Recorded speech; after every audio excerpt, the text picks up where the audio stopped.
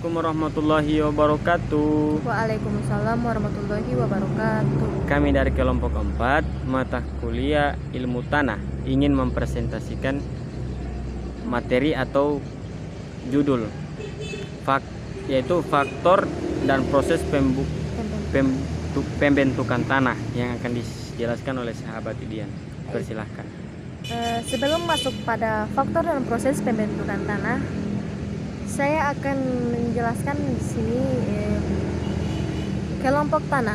Yang pertama, pada kelompok tanah ini terbagi menjadi dua, yaitu tanah endodinamomorf dan tanah ektodinamomorf.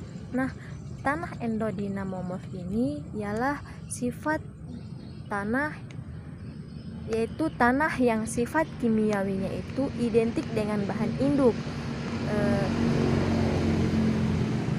Bahan induk atau berbentuk dari bahan residual seperti litosol, andosol, grumodol, dan organosol.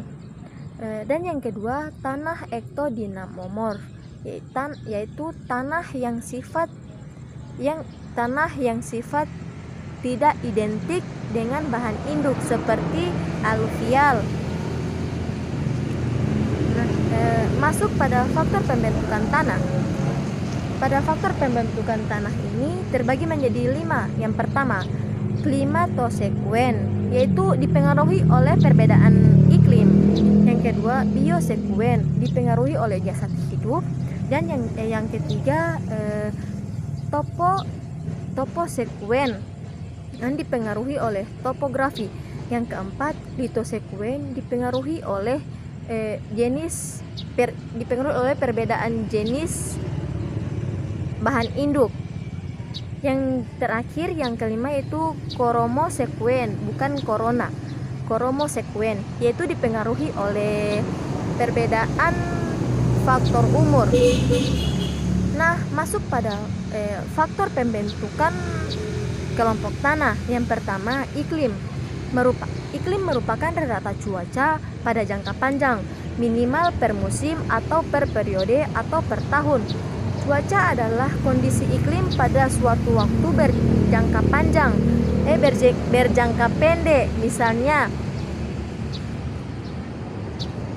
misalnya harian, mingguan, atau bulanan, dan maksimal semusim atau seperiode.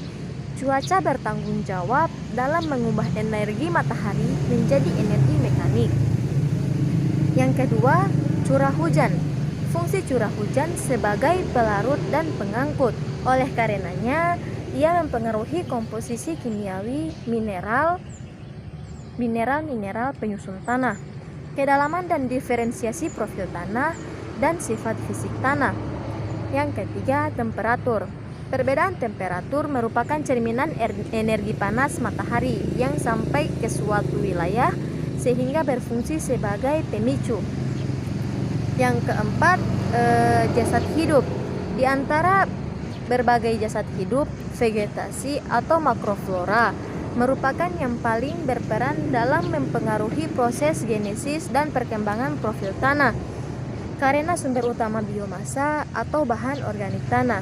Dan yang terakhir yaitu topografi, perbedaan tinggi atau bentuk wilayah suatu daerah, termasuk perbedaan kecuraman atau bentuk lereng.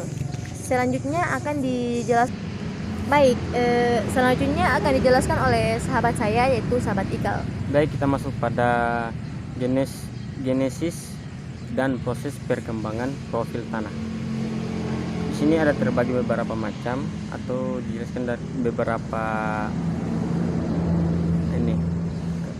Yang pertama itu jumlah air hujan yang dapat meresap atau disimpan oleh massa tanah.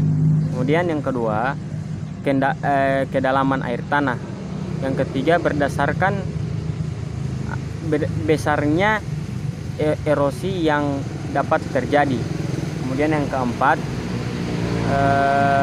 arah pergerakan yang membawa bahan-bahan terlarut dari tempat yang tinggi ke tempat yang rendah. Kemudian periode waktu membentuk periode waktu pembentukan akan menentukan jenis sifat tanah yang terbentuk dari suatu kawasan. Kemudian kita masuk pada yang kelima, fase pembentukan tanah, mor dan faren. Kemudian di sini jelaskan ada 5 bagian. Yang pertama itu fase awal. Fase awal itu indikator bahan untuk yang masih belum mengalami proses pelapukan, baik disintegrasi maupun dikomposisi. Kemudian yang kedua, fase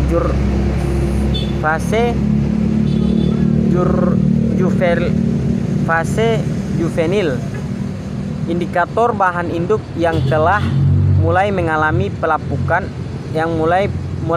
proses pelapukan, tetapi sebagian besar masih asli.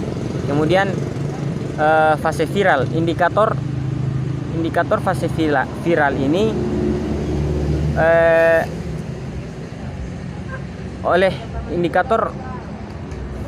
oleh optimumnya laju proses pelapukan.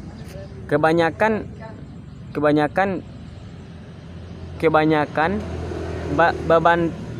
bebatuan telah melalui pecahan, mineral sekunder telah melalui bentuk penyebab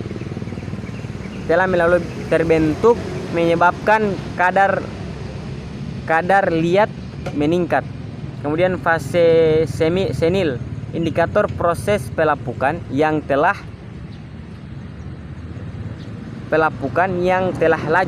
lanjut.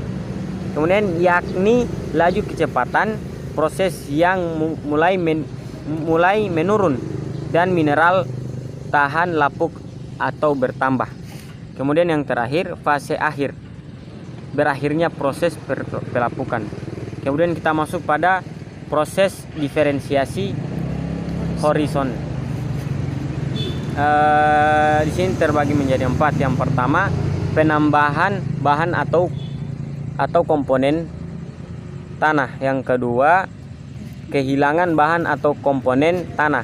Yang keempat, transformasi bahan atau komponen tanah. Yang keempat, translokasi atau komponen tanah. Baiklah, itulah hasil presentasi dari kami. Apabila ada kesalahan atau ada kata-kata yang kurang bagus didengar, mohon dimaafkan. Saya akhiri.